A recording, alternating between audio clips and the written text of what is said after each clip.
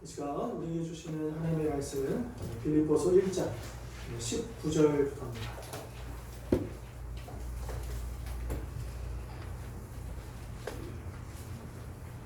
1장 19절부터 26절까지 말씀. 제가 가진 성경으로 신약 318면입니다. 19절로 26절까지 말씀 이제 한 절씩 저와 함께 교독하시겠습니다. 이것이 너희의 간구와 예수 그리스도의 성령의 도우심으로 나를 구원에 이르게 할 줄 아는 고로 나의 간절한 기대와 소망을 따라 아무 일에든지 부끄러워하지 않냐고 지금도 전과 같이 온전히 함께하여 살든지 죽든지 내 몸에서 그리스도가 존귀하게 되게 하려 하나니 이는 내게 사는 것이 그리스도니 죽는 것도 유익함이라. 그러나 나는 육신으로 사는 것이 내게 열매 있기에 무엇을 택해야 하든지 나는 알지 못하노라. 내가 그 둘 사이에 끼었으니 차라리 세상을 떠나서 그리스도와 함께 있는 것이 훨씬 더 좋은 일이라 그렇게 하고 싶으나 내가 육신으로 있는 것이 너희를 위하여 더 유익하리라. 내가 살 것과 너희 믿음의 진보와 기쁨을 위하여 너희 무리와 함께 거할 이것을 확실히 아노니 내가 다시 너희와 같이 있으므로 그리스도 예수 안에서 너희 사랑이 나로 나로 말미암아 풍성하게 하려 합니다. 아멘. 우리가 지난주에 본문을 통해서 사도 바울이 옥에 갇혀 있는 상황에서도 이제 어떤 사람들은 이 사도 바울을 사랑하는 마음으로 선한 동기로 복음을 전하는 사람들도 있었지만, 그러나 이 바울을 시기하는 마음, 경쟁자의 마음으로 또 바울에게 보란듯이 그의 마음을 아프게 할 목적으로 복음을 전하는 사람들도 있었다라고 하는 것을 우리가 나누었습니다. 그런데 놀랍게도 사도 바울은 18절의 말씀처럼 누가 또 어떤 목적으로 전하든지 간에 그 전해지는 분이 예수 그리스도라면 나는 기뻐하고 또한 기뻐할 것이다, 이렇게 고백했던 것을 우리가 살펴보았죠. 자, 그리고 나서 오늘 보면 19절로 이어집니다. 19절 보시면 이것이 나를 구원에 이르게 할 줄 안다 라고 고백하고 있습니다. 한글 성경에서는요, 그 번역을 생략했지만 원어 성경이 헬라어 성경에서는 왜냐하면 이라는 단어로 시작하고 있습니다. 그러니까 왜냐하면 앞에서 무슨 말을 받아서 왜냐하면 이런 문맥이 이어지지 않겠습니까? 그러니까 18절의 내용을 받아서 왜냐하면 이렇게 얘기하는 거죠.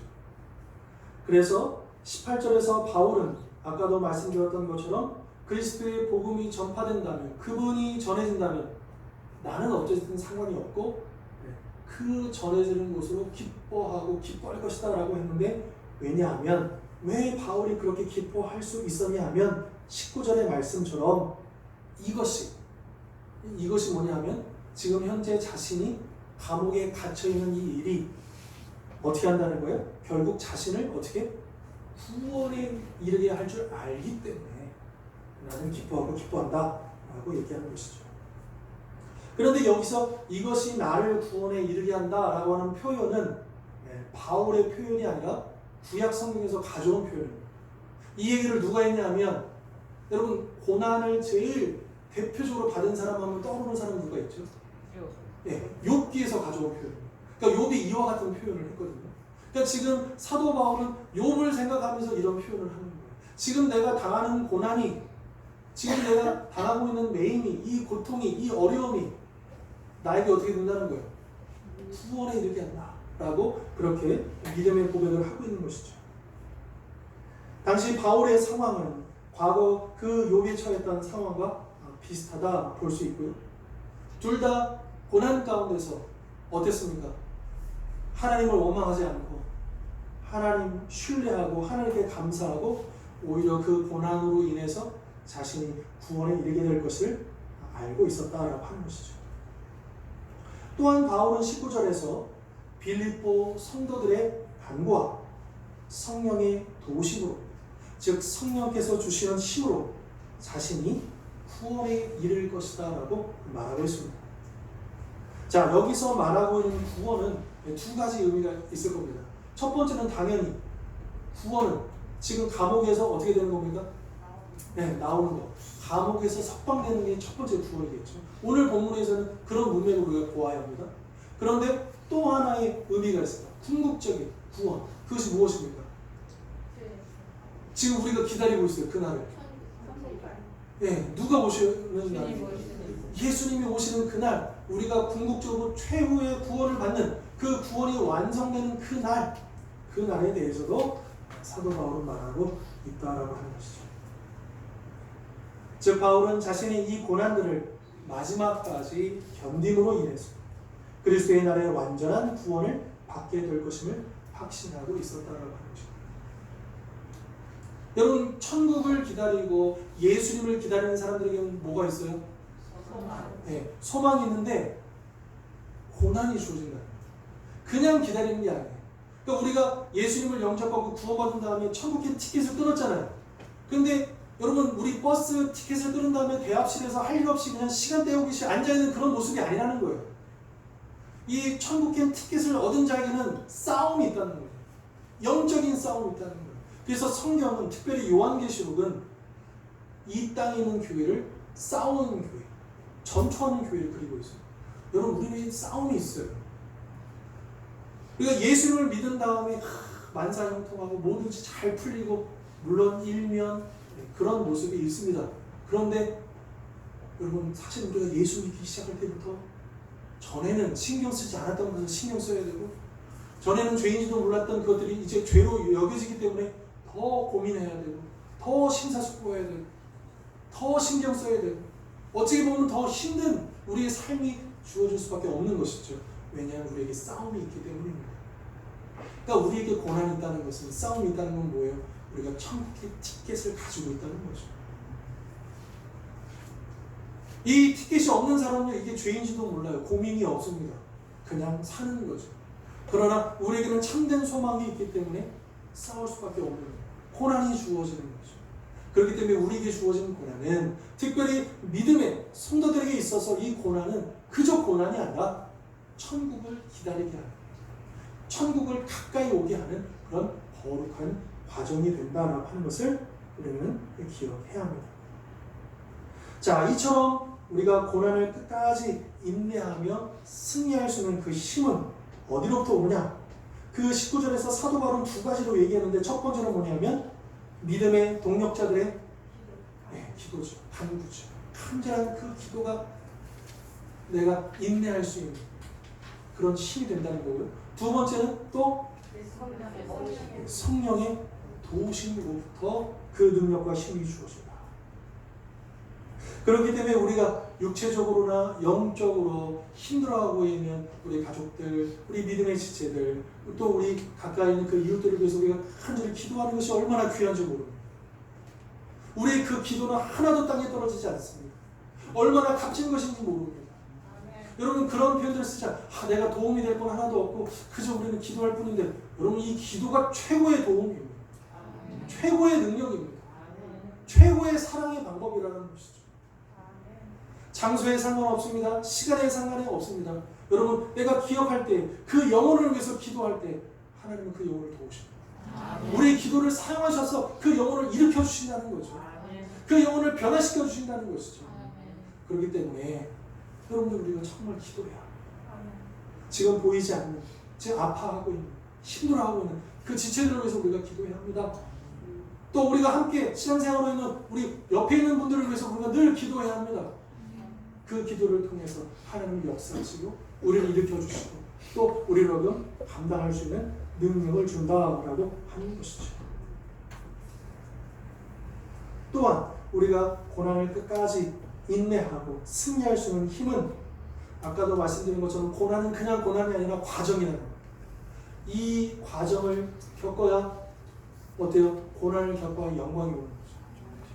예수님께서도 그 부활의 영광을 얻으시기 전에 십자가의 고난을 겪으셨습니다.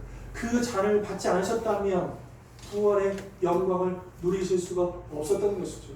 마찬가지로 우리가 이 고난을 그런 관점에서 바라볼 때에 우리는 소망할 수 있고 인내할 수 있는 힘이 주어진다라고 하는 것입니다. 여러분, 우리가 주님 앞에 설 것을 기대하고 있습니다. 그런데 여러분 생각해 보십시다. 지금 나의 모습으로 주님 앞에 설 수 있겠습니까? 얼마나 부끄럽고 얼마나 연약한 우리의 모습입니다. 그렇게 되면 우리가 주님 앞에 서기 전까지 우리는 준비가 되어야 합니다. 더욱더 견고해지고 또 주님 앞에 설 만한 합당한 모습으로 세움 받아야 한다는 것이죠. 그런데 그 방법이 뭐냐? 고난이에요. 보통 우리는 이것을 뭐라고 하는? 연단이라고 하는 거죠. 이 연단하면 떠오르는 그림이 있습니다. 여러분, 대장간에서 정말 엄청난 뜨거운 불 속에 그 쇠의 몽둥이를 집어넣고 아주 엄청나게 달아오는 그 상태에서 어떻게 합니까? 네, 엄청난 망치질을 하잖아요. 그죠? 그런데 놀랍게도 그 망치질이 그냥 망치질이 아니에요. 그게 신약의 망치질 하다 보면 어때요? 계획했던 모양이 나옵니다.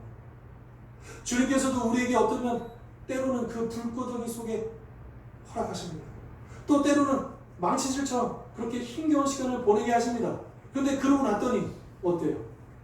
우리 주님을 대장장이처럼 우리를 아주 멋진 모양으로 멋진 의의 도구로 주님의 그 무기로 우리를 만들어 주신다는 거죠. 그렇기 때문에 지금 내가 힘들고 어려운 시간들을 보내고 있다면 연단의 시간이구나. 주님이 나를 만들어 가시는구나. 이 시간들을 통해서 나를 더욱더 견고하게 하시고 하나님이 더 나를 사용하시기 위한 모습으로 바꿔 가시는구나. 우리 이것을 기억하면서 그 고난을 이길 수 있었으면 좋겠습니다. 자, 이렇게 바울이 자신은 빌립보 성도들의 간구와 성령의 도우심으로 구원에 이를 줄, 즉 감옥에서 풀려날 것을 그는 알았다고 했습니다. 아마 그도 예상한 바가 있었겠죠. 왜냐하면 지금 이 감옥에 있지만 지난 시간에 말씀드린 대로 이 감옥이 그냥 일반 감옥이 아니라 셋집이라고 했잖아요. 사도행전에 보면 그러니까 일반 집에 부궁되어 있는 가택 연금 상태에서 또 재판이 진행되면서 어느 정도 예상한 바가 있었던 것으로 보여집니다. 그러면서도 이제 성도들의 그 중보기도와 성령의 그 은혜 가운데 사도 바울은 어느 정도 예상하고 있었던 것 같아요. 풀려날 가능성이 높겠구나. 그런 이야기하고 있는 거죠. 그런데 그는 20절을 보시면 이렇게 얘기합니다. 자신이 살든지 죽든지, 즉 산다는 건 뭐예요? 석방돼서 계속해서 복음의 사명을 감당하는지, 또 죽든지는 뭡니까? 사형 선고가 떨어져서 순교를 당하든지. 자신의 간절한 기대와 소망은 무엇이냐? 내 몸에서, 내 삶을 통해서, 자신의 인생 전부를 통해서 누가 존귀하게 되는 것입니까? 지금 사도 바울은 지난 시간에도 그렇지만 오늘 본문에서도 자기 이야기를 하는데 초점은 자기가 아니에요. 그 중심은 누굽니까? 예수 그리스도. 그분의 복음이 중심입니다. 그러니까 여기서도 동일하게 얘기하죠. 내가 석방이 되든지 내가 사형 선고를 받든지 그게 중요하지 않다. 내가 죽어도 살아도 나를 통해서 예수 그리스도께서 존귀하게 되는 것이 나의 간절한 기회와 소망이다. 이렇게 고백하고 있는 것이죠. 왜냐하면 21절 말씀을 보십시오. 왜냐하면 바울 자신이 이 땅을 살아간 이유가 누구시기 때문입니까? 예수 그리스도이시기 때문에. 그러니까 바울의 인생은 예수 그리스도로 아주 꽉 차있는 그런 인생이다라고 하는 것이죠. 이 바울의 이런 고백을 보면서 이런 문구가 생각이 났습니다. 여러분, 링컨 대통령의 연설 가운데 우리가 다 너무나도 잘 알고 계시는 그 연설문이 있는데 그 내용이 뭐냐면, 물론 이것은 정치에 대한 이야기지만 우리가 흔히 잘 알고 있는 이런 문구가 있습니다. 국민의, 국민에 의한, 국민을 위한 정치라는 말을 링컨 대통령이 자기 연설 가운데서 했습니다. 그러니까 이 나라의 주권이 누구에게 있느냐? 국민에게 있다는 거죠. 이게 민주주의의 기초잖아요. 우리나라 헌법에도 가장 첫 번째가 이겁니다. 모든 주권은 국민에게 있는, 국민으로부터 나옵니다. 그리고 나머지 있는 모든 권력기관, 이것들은 다 그 주권자가 위임해 주는 거예요. 그러니까 주권이라는 표현은 오직 국민에게만 쓰는 거예요. 이게 이제 국민의 정치고요. 그리고 국민에 의해서 정치가 이루어집니다. 국민을 배제하고 특별한 엘리트나 특정한 사람들이 정치를 끌어가는 게 아니라 국민에 의해서 이 정치가 움직이게 되고, 그리고 국민을 위한, 즉 국민들이 편안하고 행복한, 왜 대통령이 되어야 하느냐, 왜 국회의원이 되어야 하느냐, 왜 지자체장들이 되어야 되고, 왜 그런 공직에 나서야 되느냐, 누구를 위해서요? 국민들을 위해서. 이게 민주주의의 가장 중요한 요소들이지 않습니까? 근데 이 문구가 생각나면서 자, 이 문구를 좀 차용해 봤습니다. 이런 표현입니다. 오늘 설교의 제목이기도 한데요.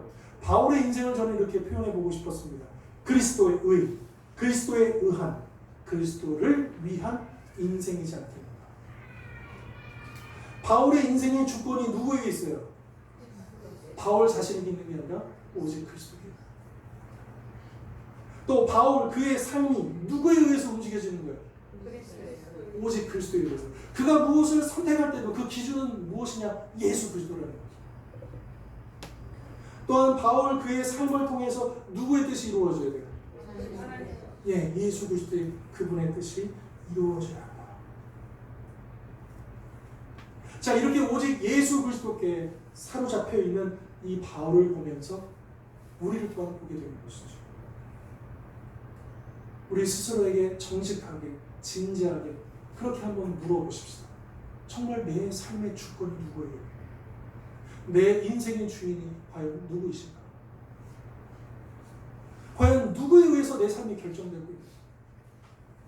여러분, 인생은 선택의 연속 아닙니까? 우리는 아주 사소한 것이든 아주 무겁고 중요한 것이든 선택하게 되어 있습니다. 그런데 그 선택을 할 때 정말 그 선택이 예수 그리스도라고 하는 기준에 의해서 이루어지고 있습니다. 과연 누구를 위하여 살아가고 있는가? 누구의 뜻을 이루기 위해 살아가고 있는가? 이것은 굉장히 중요한 질문입니다. 여러분, 기도할 때 이 질문을 한번 하나님께 올려보십시오. 스스로에게도 질문해 보십시오. 우리가 정말 예수 그리스도라고 답할 수 있는가? 주님만이 내 인생의 주인이지. 여러분, 지금 내가 무슨 일을 하든지 어떤 자리에 있든지 정말 주님이 나의 주인이시고 그리스도께서 나를 이끌어가고 계시고 그리스도께서 나를 세워가고 계시고 그리스도를 위해서 내가 살아가고 있는지, 여러분, 우리 주원교회가 그리스도를 위해서 지금 나가고 있습니까? 우리 가정은, 내 인생은, 이 질문이 굉장히 중요하다라고 하는 것이죠. 이렇게 바울은 이 땅에 자신이 존재하는 이유가 예수 그리스도였기 때문에 자신은 사는 것뿐만 아니라 죽는 것도 유익하다라고 고백할 수 있었던 거죠. 그러니까 나 중심이면 무조건 살아야죠. 죽으면 안 돼요. 넘어지면 안 돼요. 실패하면 안 돼요. 손해보면 안 돼요. 그런데 나 중심이 아니라 예수 그리스도 중심이 되면 나는 괜찮아. 나는 넘어져도 괜찮아. 나는 실패해도 괜찮아.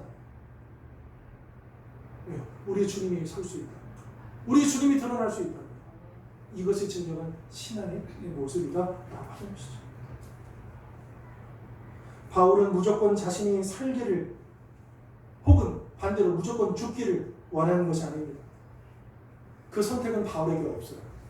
다만 그리스도의 영광을 위해서라면 그는 살아도 죽어도 감사하고 받아들일 만한 믿음을 가지고 있었다라고 하는 거죠. 또한 그는 자신이 죽는 것도 유익하다 이런 얘기를 했잖아요. 근데 혹자는 이렇게 생각할 수 있어요. 아, 바울이 너무 힘들었구나. 이 삶의 무게가 너무 힘들었구나. 지금 이 기록을 쓸 때 바울은 나이가 상당히 많은 상태입니다. 이제 AD 60년 초반이기 때문에 적어도 5, 60대 이상, 60 이상을 바라보는 바울의 나이입니다. 이 당시의 평균 수명을 따져본다면 적은 나이는 아니에요. 인생의 후반부입니다. 얼마나 고단했을까. 사도 바울이 그 다메섹 도상에서 예수를 만난 다음부터 전 세계를 누비면서 복음을 전할 때 수많은 매를 맞고 수많은 고통을 당하고 수많은 위기 속에서 그렇게 달려오지 않았습니까? 그러다가 지금 어디에 있어요? 감옥에 갇혀 있어요. 얼마나 자기 신세가 처량했습니까? 여러분, 인간적으로 사도 바울도 그런 마음 안 들었겠습니까? 얼마나 지치지 않았겠습니까? 그럼 디모데 그 후서에 보면 마지막 편지거든요. 거기에 보면 디모데에게 외투를 가져다 달라고 얘기해요. 가죽으로 된 이 책과 외투를 가져다. 추워, 춥고 배고픈 그 감옥 안에서.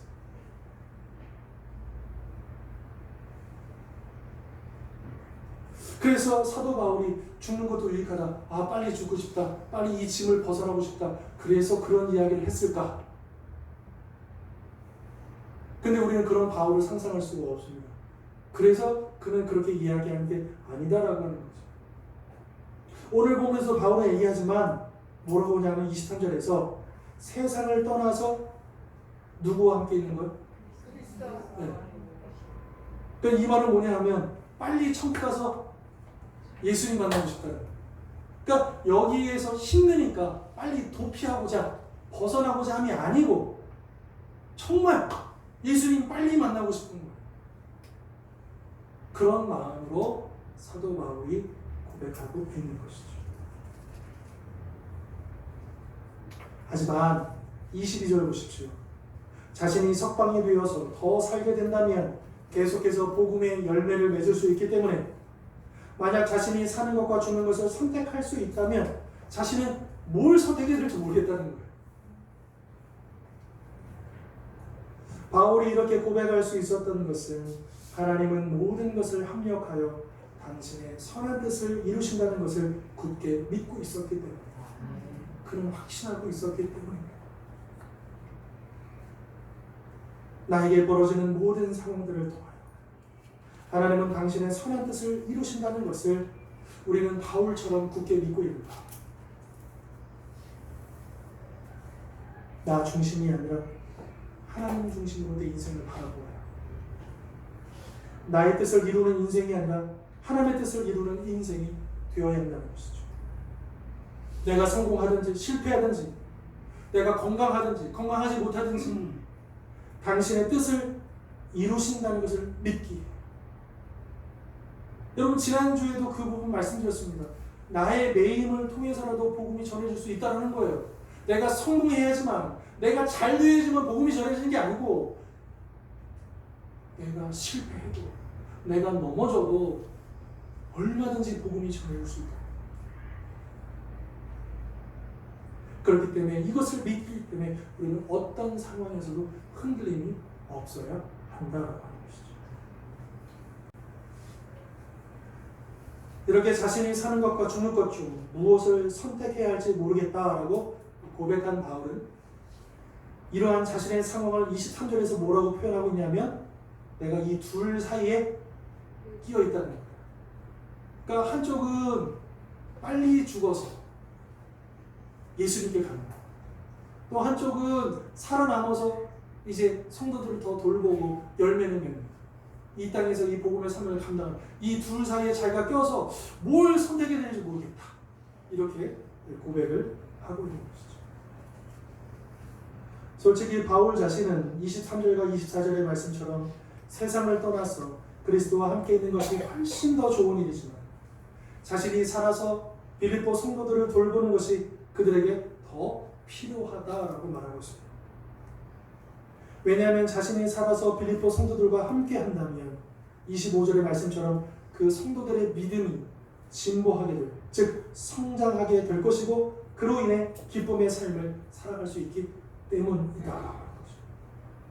또한 26절의 말씀처럼 자신이 살아서 다시 돌아간다면 그로 인해 그들의 자랑이 풍성하게 될 것이기 때문이다 말하고 있는 것입니다.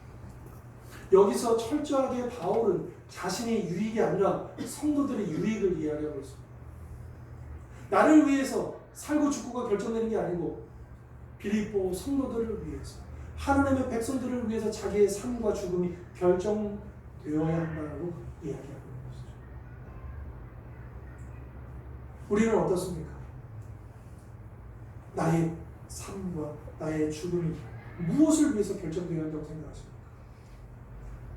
내가 원하는 바를 다 이루고 내가 하고 싶은 일들을 다 하고 내가 누릴 수 있는 것들을 다 누린 다음에 그게 내 부족하지만 보잘것없어 보이지만 그러나 내 인생을 통해서 내 삶을 통해서 우리 주님의 뜻이 이루어진 다음에 내가 주님 앞에 서기를 원하는 그 믿음을 우리가 가져야 하지 않겠습니까?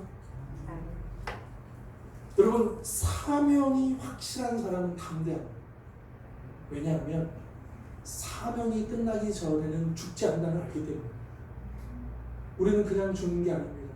우리는 그냥 건강하지 않아서 죽거나 우리가 불행한 일을 당해서 죽거나 이런 게 아닙니다. 다 하나님의 섭리 가운데 있지 않습니까?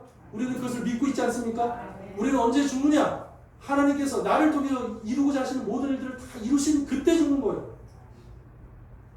여러분, 염려하지 마십시다. 세상이 요동치고 질병이 창궐하고 우리 안에 불확실성들이 높아질지라도 확실한 한 가지는 내가 이 땅의 사명을 다 감당해야지 주님 앞에 가는 것이죠.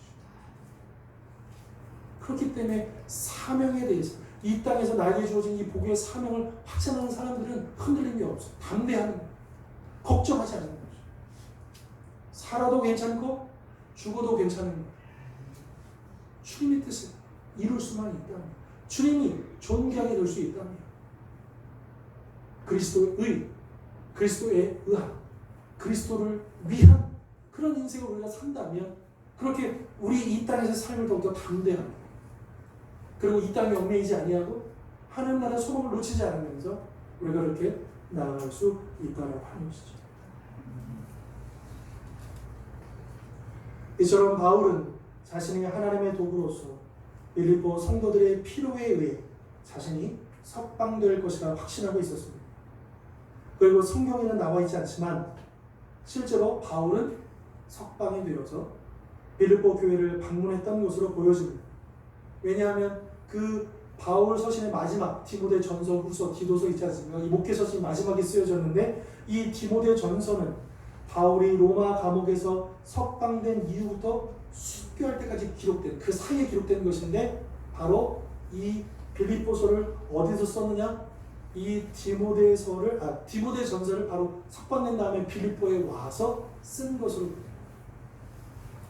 그러니까 사도 바울은 감옥에 갇혀서 그때 죽었던 게 아니고 한번 풀려났다가 나중에 다시 체포되어서 순교당한 것으로 성경에는 나와 있지 않지만 초대교회 기록들이나 또 성경 사이사이의 문맥들을 우리가 추적해 보면 그렇게 나온다라고 하는 거죠.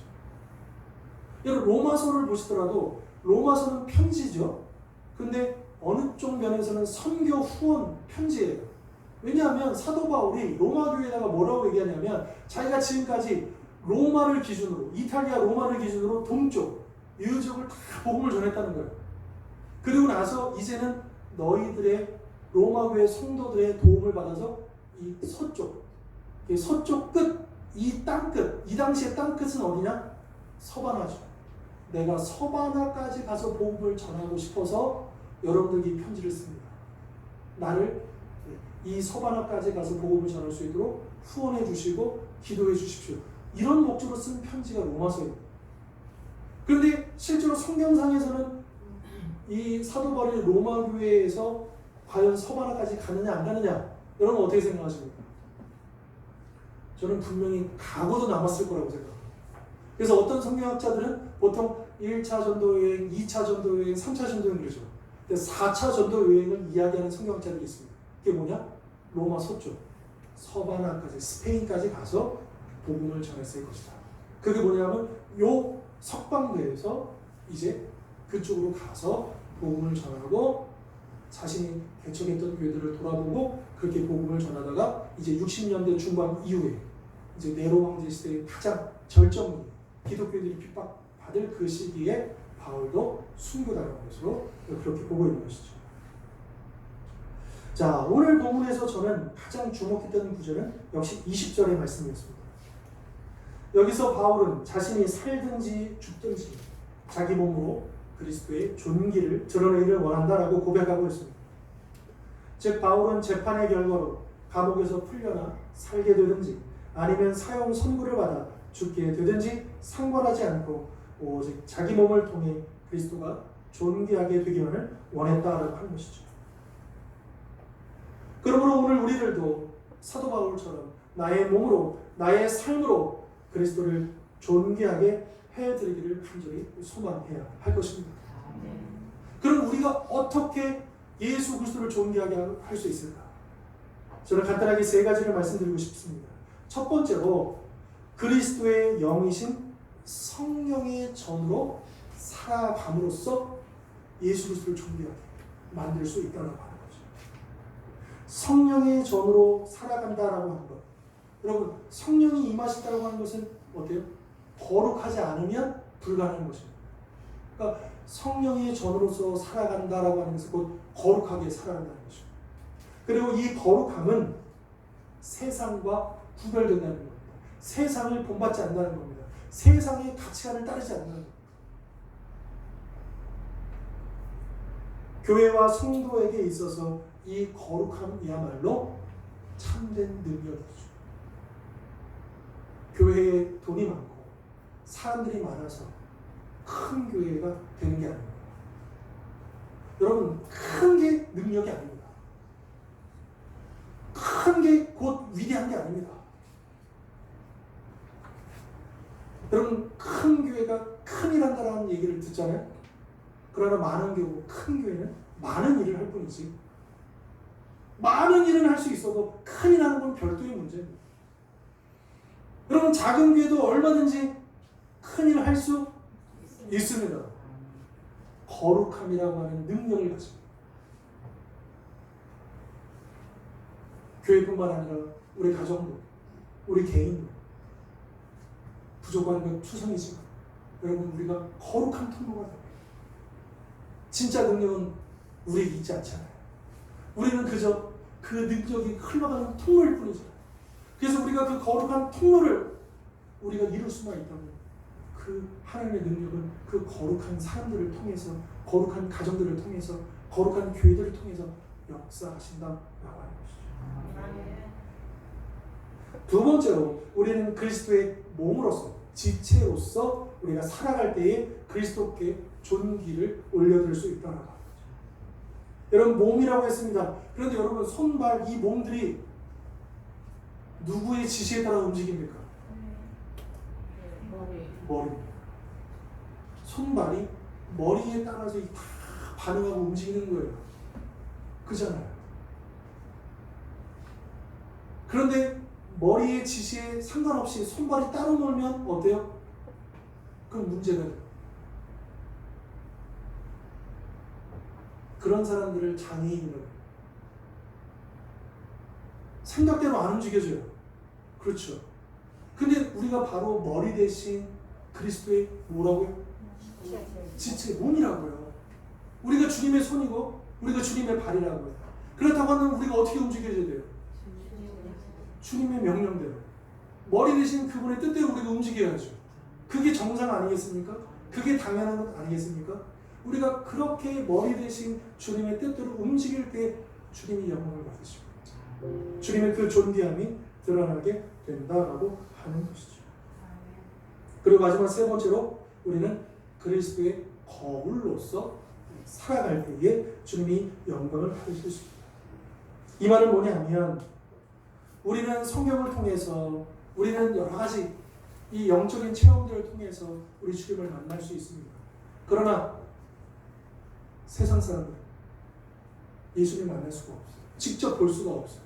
다만 누구를 통해서 예수님을 보는 겁니까? 예수님을 믿는 우리를 통해서. 그래서 우리의 삶이 중요해요. 그래서 우리는 거울인 거예요. 그러니까 우리를 통해서 예수 그리스도를 볼 수 있기 때문에 이 거울이 어떻게 돼요? 깨끗해야 합니까? 더러워야 합니까? 깨끗해야 합니다. 더러우면 안 보이죠. 깨끗할 때 잘 보일 수 있다는 거죠. 그렇기 때문에 우리의 삶이 어떻게 되냐? 깨끗한 삶, 정직한 삶입니다. 정직하게 살아가는 것은 단순히 멍청하고 바보 같은 그런 삶이 아닙니다. 주님께서 기뻐하시는 삶입니다. 내가 손해를 볼지라도 주님이 기뻐하신다면 우리가 당연히 이렇게 정직한 삶을 살아야 되지 않겠습니까? 어찌 우리가 예수 믿는 사람으로서 거짓말할 수 있습니까? 물론 실수할 수는 있습니다. 그러나 의도적으로 거짓말하는 것과 실수로 하는 것은 차원이 다른 거죠. 우리가 알아요.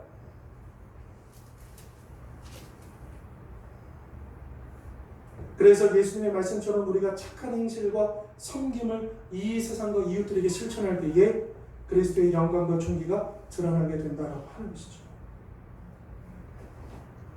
자, 세 가지의 삶을 말씀드렸습니다. 자, 우리가 우리의 삶을 통해서, 우리 인생을 통해서 그리스도만이 오직 존귀함을 받기를 원하는데, 첫 번째로 우리는 성령의 전으로서 거룩하게 살아가자. 그리고 두 번째로 그분의 몸으로서 머리 대신 주님의 뜻대로 살아가자. 그리고 세 번째로 그리스도의 거울로서 우리가 깨끗하게 살아가자. 그렇게 살아갈 때에 내 몸을 통해서, 우리 가정을 통해서, 우리 교회를 통해서 예수 그리스도의 영광이 드러날 줄 믿습니다. 아멘. 그렇게 살아가기를 소망하시는 우리 모든 성도들 되시기를 주님의 이름으로 축원합니다. 아멘. 기도하겠습니다.